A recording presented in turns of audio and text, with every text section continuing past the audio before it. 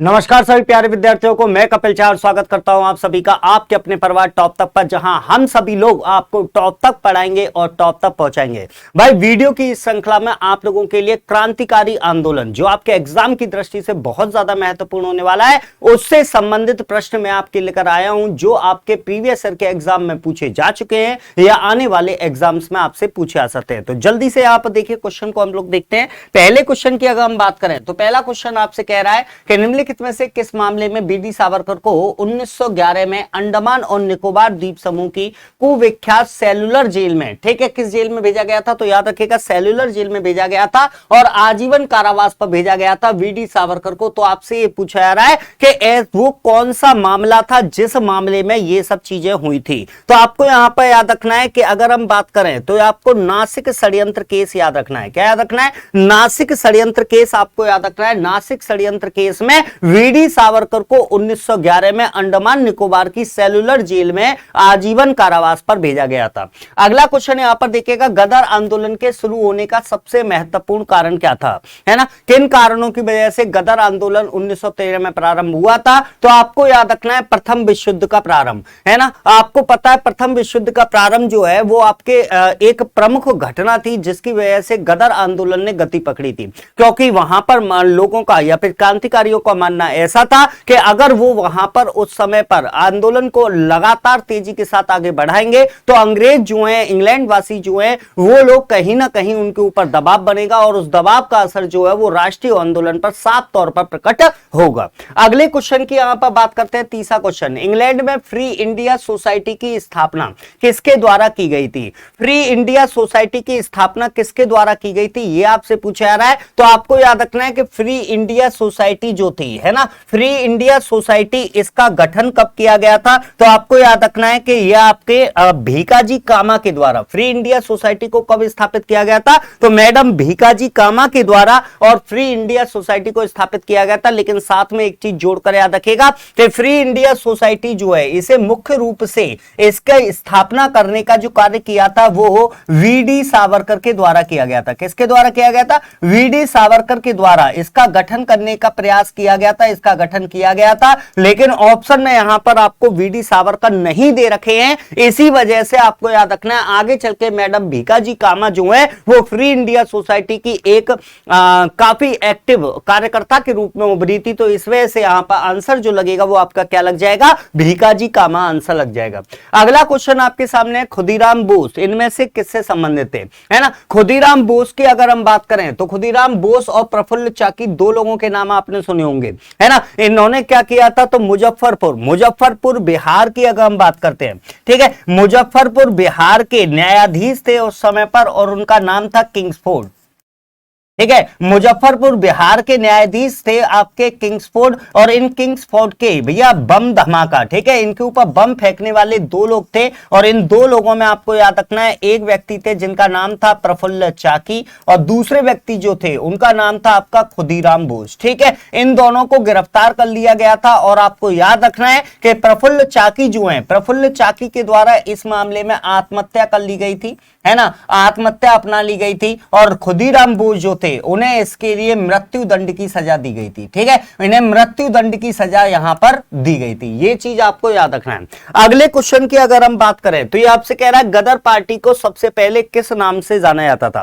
तो आपको याद रखना है गदर पार्टी जो थी, गदर पार्टी को सबसे पहले जो स्थापित किया गया था तो उस समय पर इसका नाम हुआ करता था Hindustan association of the Pacific coast, ठीक है, Hindustan association of the Pacific coast, ये आपके गदर पार्टी का पुराना नाम हुआ करता था। आगे चलकर इन्होंने गदर नामक एक अखबार भी निकाला था और फिर उसके बाद इसका नाम जो था, पार्टी का नाम जो था वो गदर पार्टी ही पड़ गया था। आपको याद रखना है इससे दो व्यक्ति जुड़े हुए हैं, एक व्यक्ति है उनका नाम है सोहन सिंह भाकना, सोहन सिंह भाकना इसके साथ जुड़े हुए हैं और इसके अलावा आपको याद रखना है दूसरे व्यक्ति जो हैं जो मुख्य रूप से इसके साथ जुड़े हुए थे उनका नाम था लाला हरदयाल, लाला हरदयाल जो हैं वो भी इसी के साथ में जुड़े हुए हैं। अगले क्वेश्चन की यहां पर बात करते हैं। अगला क्वेश्चन आपके सामने है, लंदन में सर कर्जन वायली को 1907 में किसने गोली मारी थी? ठीक है, बहुत फेमस क्वेश्चन है, सबको पता है भाई, है ना, मदन लाल धिंगरा। मदन लाल धिंगरा की अगर हम बात करें तो 1907 में कर्जन वायली की गोली मारकर हत्या करने वाले जो व्यक्ति थे वो आपके मदन लाल धिंगरा थे। अगला क्वेश्चन यहां पर देखिएगा, मास्टरदा के नाम से विख्यात स्वतंत्रता सेनानी का मूल नाम क्या था, है ना। तो आपको याद रखना है बंगाल के प्रमुख क्रांतिकारी सूर्यसेन। कौन? बंगाल के प्रमुख क्रांतिकारी सूर्यसेन जो थे, इन्हीं का एक भैया आपके सरनेम था, इनका आप कह लीजिए इनका मुंह बोला नाम था, वो था आपका मास्टरदा। इन्हें मास्टरदा के नाम से भी प्यार से जाना जाता था। क्लियर है। चलिए अगला क्वेश्चन आपके सामने, कल्पना दत्त का संबंध इनमें से किसके साथ है? ऑप्शन में काकोरी कांड, एक दे रखा है हिंदी इंडियन रिपब्लिक आर्मी से, और एक दे रखा है हिंदुस्तान रिपब्लिकन एसोसिएशन, और एक है युवांतर। तो आपको याद रखना है कल्पना दत्त की अगर हम बात करें तो ये इंडियन रिपब्लिकन आर्मी के साथ में जुड़ी हुई थी। किसके साथ? इंडियन रिपब्लिकन आर्मी के साथ में जुड़ी हुई है कल्पना दत्त।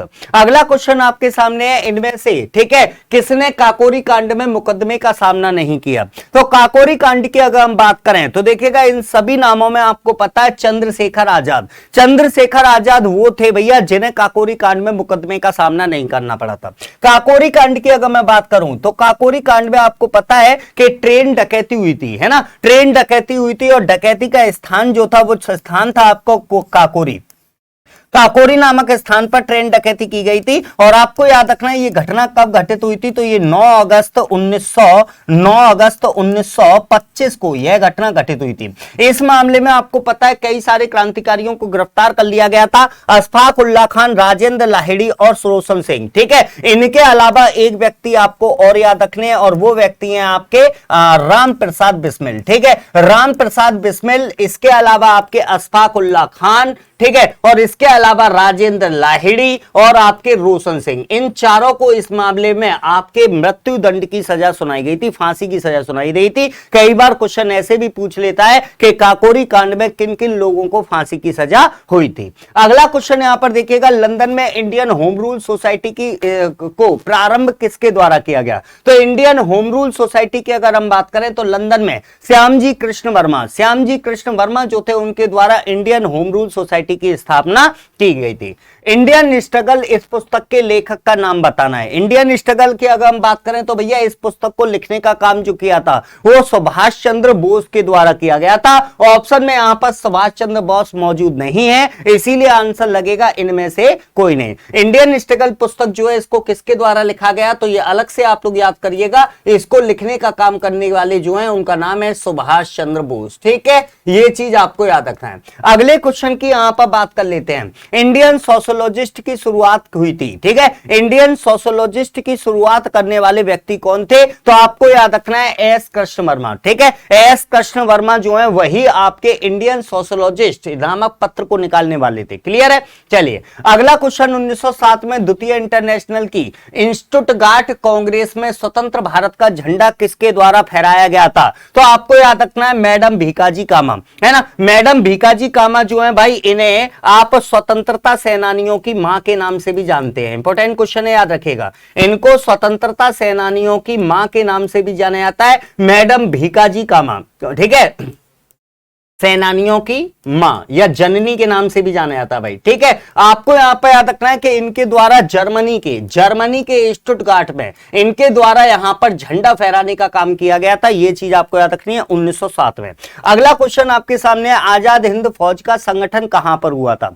आजाद हिंद फौज की अगर हम बात करें तो आजाद हिंद फौज जो थी इसका संगठन किस स्थान पर हुआ था आपको यह बताना है। तो आपको यहां पर याद रखना है इसका जो संगठन था वो सिंगापुर में स्थापित हुआ था। कहां पर? सिंगापुर में आपके आजाद हिंद फौज जो थी, आजाद हिंद फौज को संगठित किया गया था। अगला क्वेश्चन आपके सामने, अभिनव भारत का संस्थापक कौन है? ठीक है, अभिनव भारत के संस्थापक की बात करें तो ये हो जाएंगे आपके बीडी सावरकर या वीर सावरकर जो है वो अभिनव भारत के संस्थापक के रूप में है। सन 1915 में काबुल में गठित अंतरिम सरकार का राष्ट्रपति किसे बनाया गया था?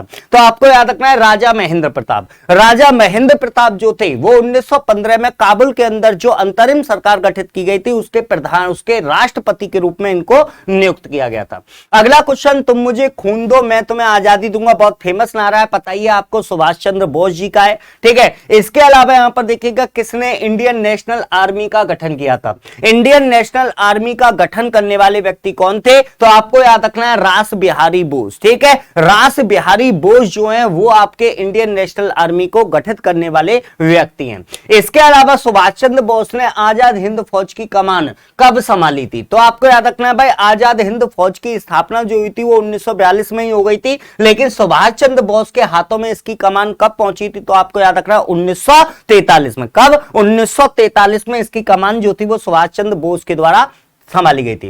अगला क्वेश्चन है, 1943 में सुभाष चंद्र बोस ने स्वतंत्र भारत की सरकार का गठन इनमें से किस स्थान पर किया था? तो आपको याद रखना है सिंगापुर के अंदर आपके सुभाष चंद्र बोस के द्वारा स्वतंत्र भारत की सरकार को गठित किया गया था। भाई ये थे आपके देखिएगा क्रांतिकारी आंदोलन से जो भी महत्वपूर्ण प्रश्न आपसे एग्जाम में पूछे जा सकते हैं, वो एक आपको यहां पर मैंने एक जगह पर इकट्ठा करके आपको बताया है। यहां पर आप गौर कर लीजिएगा भाई, यहां पर आप गौर कर लीजिएगा। आपके लिए भाई देखिए स्टैटिक जीके का एक बेहतरीन सा कोर्स यहां पर चल रहा है मात्र 199 रुपए में, है ना। यहां पर आपको 1000 क्वेश्चन की सीरीज स्टैटिक जीके की देखने को मिल जाएगी। तो आप जाकर टॉप तक एप्लीकेशन को डाउनलोड कीजिए। टॉप तक एप्लीकेशन पर ये सारे कोर्सेज आपको उपलब्ध हैं। इसी प्रकार से रीजनिंग का भी क्रैश कोर्स चल रहा है जिसमें 20 दिन के अंदर 20 चैप्टर को कंप्लीट कराया जाएगा। ये भी आपको टॉप तक एप्लीकेशन पर प्रोवाइड हो जाएगा। इसके अलावा भाई मैथ्स जिनका कमजोर है, मैथ्स जिनको हुआ लगता है, उनके लिए राहुल सर के द्वारा मैथ्स का बाप कोर्स लॉन्च किया गया है। आप इस कोर्स को जाकर खरीद सकते हैं। और इसके अलावा भाई एक और लास्ट आपके लिए बात, वो ये किसी भी प्रकार की आपत्ति विपत्ति होने पर आप टॉप तक हेल्पलाइन नंबर को यूज कर सकते हैं। टॉप तक हेल्पलाइन नंबर पर आप किसी भी समय पर व्हाट्सएप या फिर कॉल कर सकते हैं, जिसके माध्यम से कोई भी जानकारी जो होगी वो आपको प्रोवाइड कर दी जाएगी। वीडियो अगर पसंद आया हो तो लाइक और शेयर करना मत भूलिएगा, चैनल को सब्सक्राइब करना मत भूलिएगा। नेक्स्ट वीडियो में किसी नई इंफॉर्मेशन के साथ दोबारा मुलाकात करेंगे। तब तक के लिए जय हिंद, जय भारत।